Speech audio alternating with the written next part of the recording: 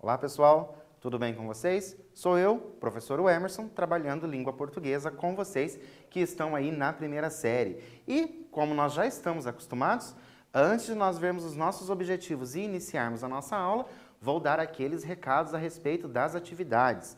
Então, se você está acessando o Class, não esqueça de fazer as atividades de todas as disciplinas. As atividades são muito importantes para o seu conhecimento e também para você marcar a presença das suas aulas. Se por um acaso você não tem acesso ao Classroom, não se preocupe. Se você estiver assistindo as nossas aulas pela TV ou mesmo pelo YouTube, entre em contato com a sua escola para você ver se você tem alguma atividade para ser feita. Então, as atividades, elas são extremamente importantes para o seu conhecimento, para você fixar aqueles assuntos que foram vistos durante a aula, ok? Não esqueçam do recado. Vamos começar então? Quais são os nossos objetivos de hoje? Hoje nós vamos ler e interpretar poemas. Nós já fizemos isso em algumas aulas de leitura e interpretação de poemas. Hoje nós vamos ver mais alguns. E nós vamos compreender o contexto das produções, os sentidos que esses contextos podem ocasionar ali para nós entendermos os poemas. Como nós já estamos acostumados, nós vamos iniciar a aula com um quiz e uma pergunta bem simples que em aulas anteriores eu já havia comentado com vocês. A poesia não é encontrada nas pessoas, nas obras de arte, nos poemas ou nos textos científicos. Onde nós não encontramos poesia? Muito fácil a resposta. Nós não vamos encontrar a poesia aqui na letra D, nos textos científicos. Por quê? Uma coisa que eu gosto de falar sempre: poema é o texto, poesia é aquilo que ele transmite. Então eu posso encontrar uma poesia, por exemplo, em uma fotografia, posso encontrar poesia em uma pessoa, posso encontrar poesia em uma música. Então eu posso encontrar, mas eu não vou encontrar essa poesia nos textos científicos, certo? Trouxe para vocês, para a gente falar na aula de hoje, o poema do Manuel Bandeira. O Manuel Bandeira é este que está aqui na fotografia, chamado O Bicho. É um poema simples para ser lido, mas é um poema complexo para nós entendermos. Então vamos lá. Vi ontem um bicho, na imundície do pátio, catando comida entre os detritos. Está aqui a primeira estrofe do poema O Bicho, do Manuel Bandeira. Primeira atividade de vocês, para vocês responderem aí no caderno. O autor utiliza no título o artigo definido o. Lembram dos artigos? Eu tenho artigo definido e artigo indefinido, tá? Lá no título eu tenho o artigo definido, o. No entanto, no primeiro verso, então o primeiro verso do poema eu tenho: vi ontem um bicho. O eu lírico utiliza o artigo indefinido um. Então, lembram? Artigo definido, o e a. Artigo indefinido, um e uma. Qual efeito de sentido essa troca de artigos nos remete? Como assim, professor? Olha só, o que você vai ter que pensar? Você vai pensar lá no título. No título eu tenho o bicho. Só que o eu lírico faz o quê? Ele diz vi um bicho. Essa troca de artigos, o que ela pode significar para a gente? Vou dar um tempo para você pensar a este respeito e eu volto para a gente continuar.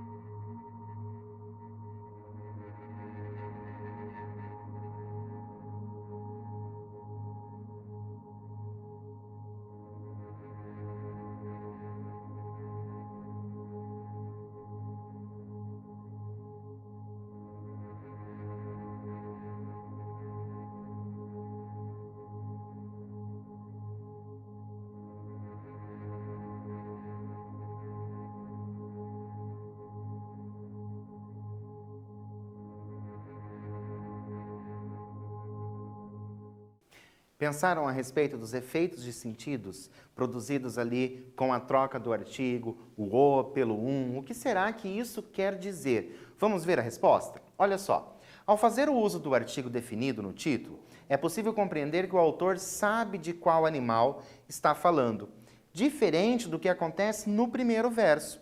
O artigo indefinido sugere que o bicho seja um animal qualquer, então a gente não sabe que animal é esse? É um animal qualquer, diferente daquilo que acontece lá no título, o bicho. A impressão que temos é que a pessoa sabe do que se trata, de qual animal está sendo falado. Continuando a nossa interpretação deste poema, dessa primeira parte do poema, O Bicho. Os 3 primeiros versos do poema apresentam elementos de uma narrativa, elementos de uma história. Quais são esses elementos e como são demonstrados no poema? Então, só para a gente ler novamente. Vi ontem um bicho na imundície do pátio, catando comida entre os detritos. O que eu vou ter que pensar? Eu vou ter que pensar quais são os elementos da narrativa, os elementos da história, de uma história. O que eu tenho ali que me indica esses elementos? Vou dar um tempo para vocês pensarem a esse respeito, encontrarem esses elementos e eu volto para a gente corrigir.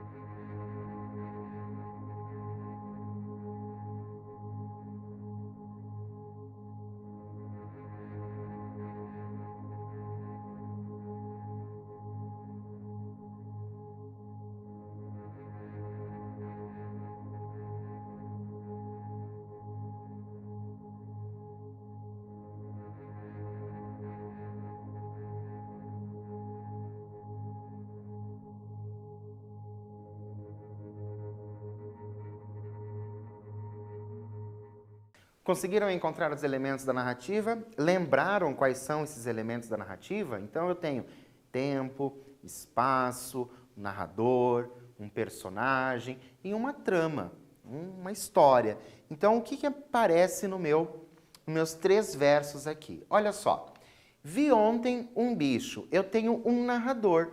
Eu tenho o vi. O vi é um narrador em primeira pessoa. Quem viu? Eu vi. Ele não aparece porque nós temos ali um sujeito que está oculto, mas eu sei que se trata da primeira pessoa. Então, eu tenho esse narrador em primeira pessoa. Depois eu tenho um tempo. Que tempo é esse? Ontem. Foi marcado esse ontem. Então, eu sei que é no passado. E eu tenho personagem. Qual é o personagem? O bicho. Na imundície do pátio, eu tenho o espaço, o local que isso acontece. Onde está acontecendo essa cena? No pátio. Depois, catando comida entre os detritos. Eu tenho a ação, que seria o enredo, a história ali. Então, esses são os elementos da narrativa que eu encontro ali naquela minha primeira estrofe, com aqueles meus 3 versos. Continuando a nossa análise, nós temos: releia os versos. Vi ontem um bicho, na imundície do pátio, catando comida entre os detritos. Quais motivos podem ter levado o animal a se encontrar nessa situação? O que será que aconteceu que faz com que este animal se encontre nesta situação, catando ali no lixo alguma coisa? Um tempo para você pensar a esse respeito e eu volto para a gente continuar a nossa análise.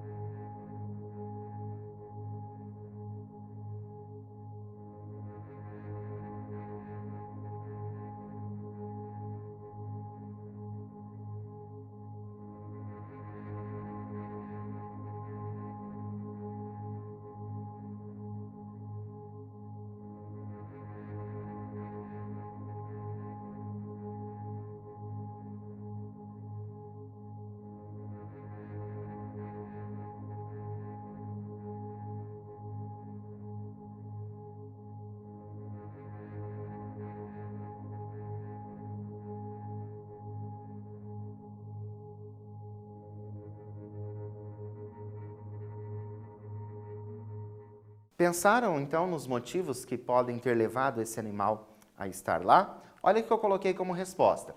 Possivelmente o animal está com fome e abandonado. A fome, né, como ele está catando ali restos, então a gente já pensa nessa fome. E por que ele estaria catando? Porque se trata de um animal de rua. E nós vamos continuar refletindo a esse respeito. Quais são os possíveis motivos para o abandono de animais? O que será que faz a pessoa abandonar um animal? Vou dar um tempinho para você escrever esses possíveis motivos e eu volto para a gente continuar.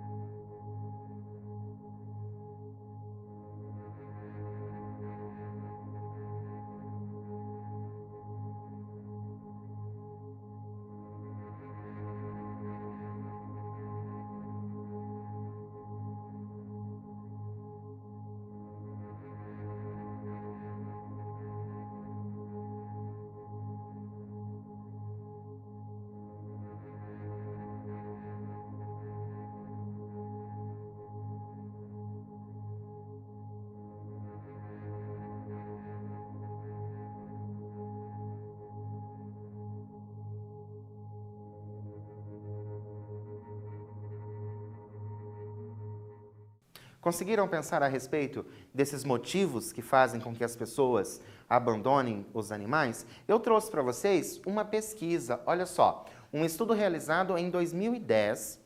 Os principais motivos de abandono de cachorros e gatos foram ninhadas inesperadas, mudança de casa, fatores econômicos, perda de interesse pelo animal e comportamento problemático do animal de estimação. Esses foram os principais motivos. Mas tem outros também. Por exemplo, alergia de algum membro da família, nascimento de um filho, internamento ou morte do proprietário do animal, desse tutor do animal, férias, as férias são um dos motivos, ou o medo de pegar toxoplasmose durante a gravidez. Então, nós temos todos esses motivos de acordo com essa pesquisa realizada lá no ano de 2010. Você marcou algum desses motivos? Se não marcou, marque pelo menos alguns desses para a gente saber quais são esses motivos que fazem com que as pessoas abandonam os animais. E nós vamos continuar com a leitura do poema O Bicho, agora já na segunda estrofe. Quando achava alguma coisa, não examinava nem cheirava, engolia com voracidade. Muito bem. Releia o verso. Quando achava alguma coisa. Normalmente, a palavra em destaque é utilizada com o sentido de marcação de tempo. Então, esse quando tem essa ideia de marcação de tempo. Nesse verso, a palavra possui o mesmo sentido, o sentido de tempo. Ela possui esse sentido de tempo, sim ou não, e você vai explicar por que sim ou por que não. Vou dar um tempo para você pensar a esse respeito. Volto para a gente continuar a falar do poema O Bicho.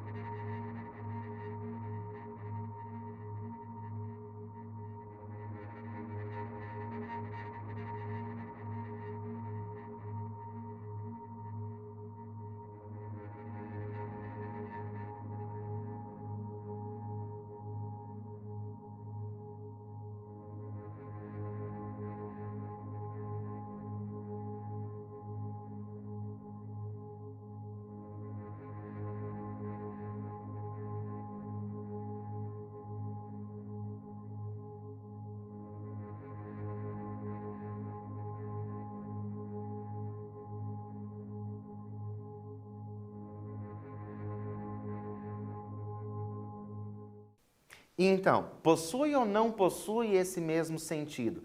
Vamos ver como que ficou? Não, não possui o sentido. Nesse caso, é possível compreendermos que se trata de uma condição, uma incerteza, se achasse alguma coisa. Então, se achasse alguma coisa, ele engoliria ali com voracidade, conforme estava escrito ali no trecho do poema. Então, esse quando, ele não possui sentido de tempo. Ele possui sentido do quê? Sentido de incerteza. Existe uma incerteza se vai ou não achar alguma coisa no lixo. E na segunda estrofe, não há sujeito aparente. Então, não aparece um sujeito. Pensando somente nos três versos, somente nesses três versos, tá? O que a falta do sujeito pode nos indicar? Então, olha só. Quando achava alguma coisa, não examinava nem cheirava.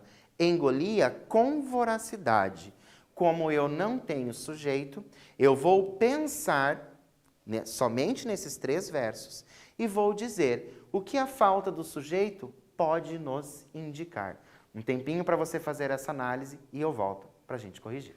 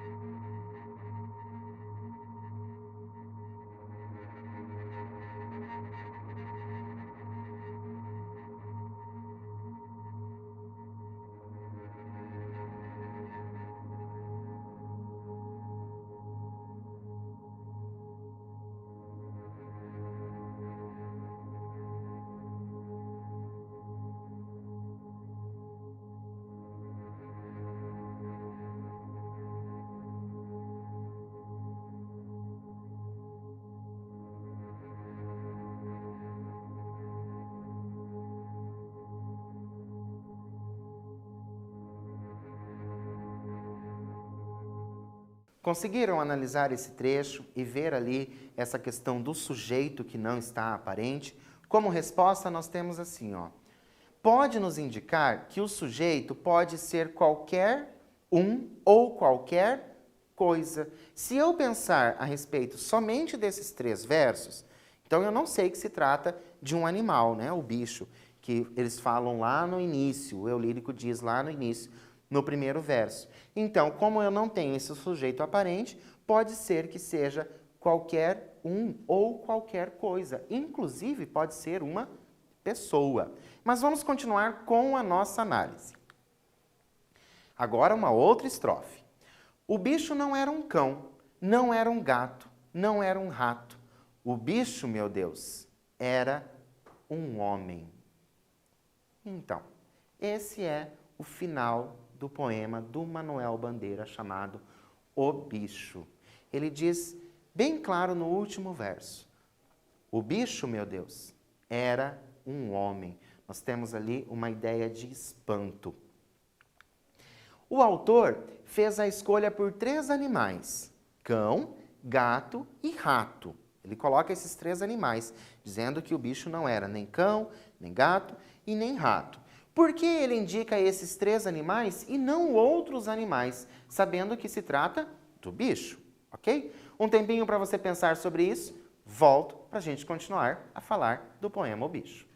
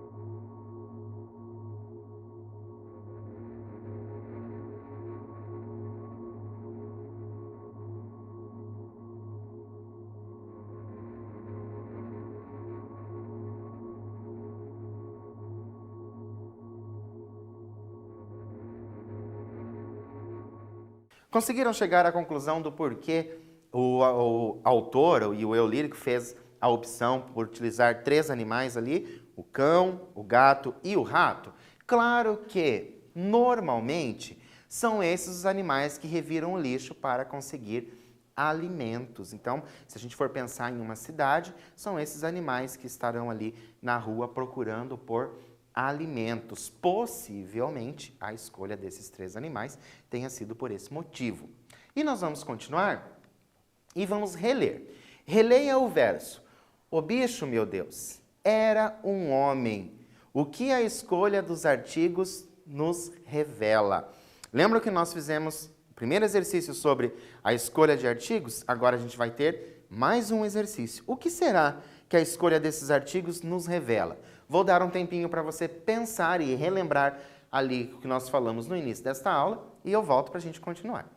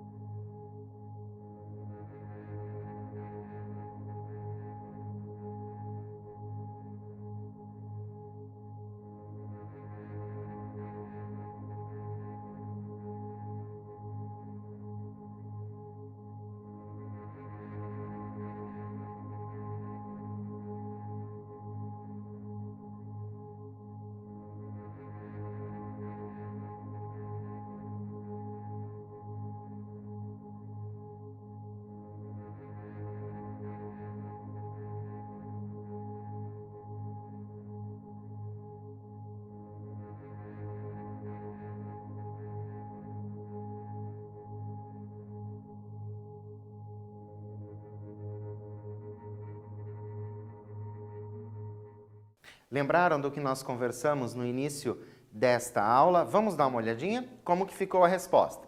O uso dos artigos nos revela que o bicho é a animalização de um ser humano qualquer. Então nós temos lá, o bicho, meu Deus, era um homem. Eu tenho o não é um homem específico, é um homem qualquer. E esse homem pode ser qualquer um. Então eu dou o quê? Eu dou ideia de que aquele homem realmente seja o bicho. Então é essa ideia que eu tenho de trocas de artigo nesse sentido. Trouxe aqui o poema completo. Então, para a gente não ter mais essas paradas, para a gente analisar o poema completo. O bicho. Vi ontem um bicho, na imundície do pátio, catando comida entre os detritos. Quando achava alguma coisa, não examinava nem cheirava. Engolia com voracidade. O bicho não era um cão, não era um gato, não era um rato. O bicho, meu Deus, era um homem. Então agora eu tenho o poema completo, sem essas interrupções. Conseguimos ali entender um pouquinho da primeira estrofe, um pouquinho da segunda estrofe, um pouquinho da última estrofe, mas e agora? E agora? Qual a crítica social demonstrada no poema? É feita nesse poema uma crítica social. Que crítica social é essa? É fácil de encontrar. Mas qual a posição do eu lírico frente a essa crítica? Então, eu tenho uma crítica no poema e como o eu lírico se comporta com relação a essa crítica. Vou dar um tempo para você pensar a este respeito e eu volto para a gente continuar.